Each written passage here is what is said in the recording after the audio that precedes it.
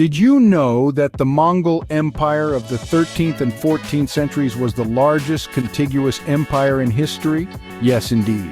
Originating in present-day Mongolia in East Asia, the Mongol Empire stretched from the Sea of Japan all the way to parts of Eastern Europe at its peak. It even extended northward into parts of the Arctic, eastward and southward into parts of the Indian subcontinent, and westward as far as the Levant and the Carpathian Mountains. This vast empire emerged from the unification of several nomadic tribes in the Mongol heartland under the leadership of a man named Temujin, but you may know him better as Genghis Khan. In 1206, a council proclaimed him the ruler of all Mongols. Under his rule and that of his descendants, the empire grew rapidly, with invading armies sent out in every direction.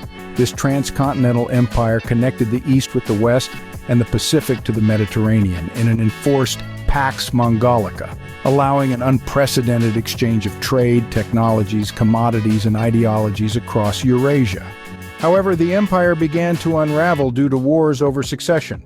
The grandchildren of Genghis Khan disputed whether the royal line should follow from his son and initial heir Ogedei, or from one of his other sons, such as Tolui, Chagatai, or Yochi.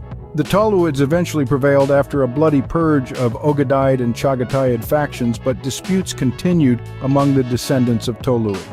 The conflict over whether the Mongol Empire would adopt a sedentary cosmopolitan lifestyle or stick to its nomadic steppe-based way of life was a major factor in the empire's breakup. After the death of Mongkut Khan in 1259, rival Kurultai councils simultaneously elected different successors, the brothers Arik Bokeh and Kublai Khan. They fought each other in the Toluid Civil War from 1260 to 1264 and also dealt with challenges from the descendants of other sons of Genghis.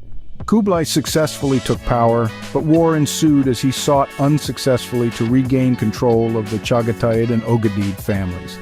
By the time of Kublai's death in 1294, the Mongol Empire had fractured into 4 separate khanates or empires, each pursuing its own interests and objectives: the Golden Horde Khanate in the northwest, the Chagatai Khanate in Central Asia, the Ilkhanate in the southwest, and the Yuan dynasty in the east, based in modern-day Beijing. In 1304, during the reign of Timur, the 3 western khanates accepted the suzerainty of the Yuan dynasty. However, the parts of the empire began to fall. The Ilkhanate disintegrated between 1335 and 1353. Next, the Yuan dynasty lost control of the Tibetan Plateau and China proper in 1354 and 1368, respectively, and collapsed after its capital of Dadu was taken over by Ming forces. The Genghisid rulers of the Yuan then retreated north and continued to rule the Mongolian plateau. The regime is thereafter known as the Northern Yuan dynasty in historiography, surviving as a rump state until the conquest by the Qing dynasty in the 1630s. The Golden Horde had broken into competing khanates by the end of the 15th century, while the Chagatai Khanate lasted in one form or another until 1687. So, from the Sea of Japan to Eastern Europe, the Mongol Empire left an indelible mark on the world. A testament to the power of unification, the impact of leadership, and the inevitability of change, the story of the Mongol Empire is a tale of triumph, turmoil, and transition.